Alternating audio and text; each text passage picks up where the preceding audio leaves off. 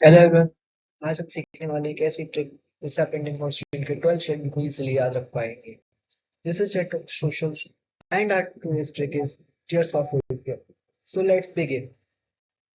सबसे पहले हम देखेंगे व्हाट आर शेड्यूल्स।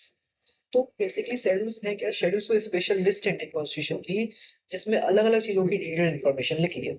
एग्जाम्पल के लिए हमारा फर्स्ट शेड्यूल में लिखा है कि स्टेट्स और यूनियन टेरिटरी इसके नेम्स क्या होंगे। हमारे क्वेश्चन टोटल 12 शेड्यूल्स हैं जो अलग अलग एरियाज के बारे में बात करते हैं, like government structure, languages, administration.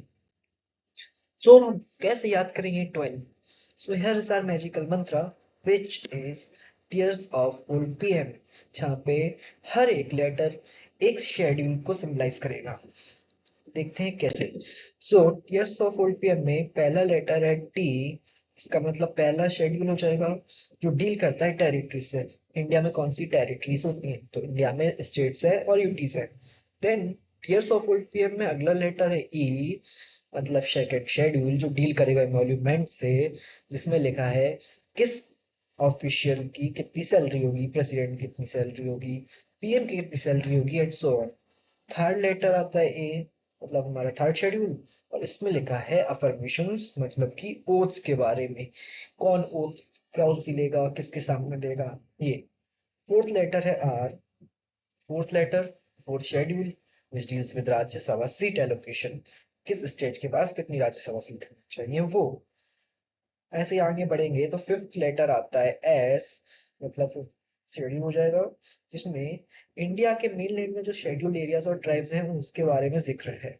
Six number है ओ, सिक्स शेड्यूल, इसमें नॉर्थ ईस्ट के शेड्यूल्ड एरियाज के बारे में लिखा है। सेवेंथ लेटर कौन सा है बच्चों? एफ। एफ मतलब कि सेवेंथ शेड्यूल हुआ।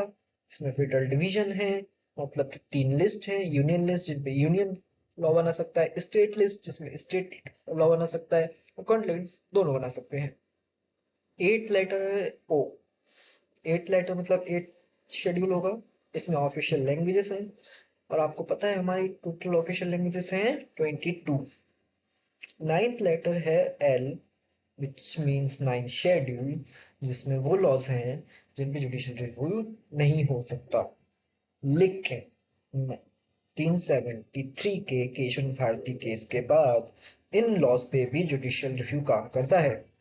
टेंथ शेड्यूल है डिफेक्शन, मतलब कि इसमें एंटी डिफेक्शन लॉ के बारे में।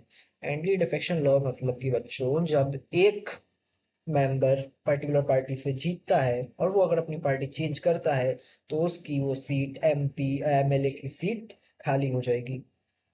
11th letter is P, 12th is M, और ये पीएम दोनों ही आए थे 73rd और 74th अमेंडमेंट से। तो 11th letter P stands for Panchayati Raj and 12th letter M stands for the municipalities. Hope आपको ये समझ में आ गई होगी। तो एक क्विक रिवीजन करते हैं। ट्रिक क्या थी अपनी?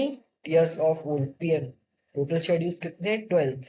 आपके लिए एक बोनस टिप, ये हमारा 12th जो शेड्यूल है वो रिसेंटली ऐड हुआ है 74th अमेंडमेंट से, इसमें म्यूनिसिपैलिटीज से। अब जो आंसर दीजिए आप, कौन से शेड्यूल में ऑफिशियल लैंग्वेजेस हैं? कौन से शेड्यूल में बच्चों? It is 8th schedule. और कौन सा शेड्यूल पंचायती राज से डील करता है? 11th schedule. होप आपको ट्रिक पसंद आई होगी। अगर ट्रिक पसंद आई हो तो लाइक करना ना भूलें। Please like and subscribe this channel.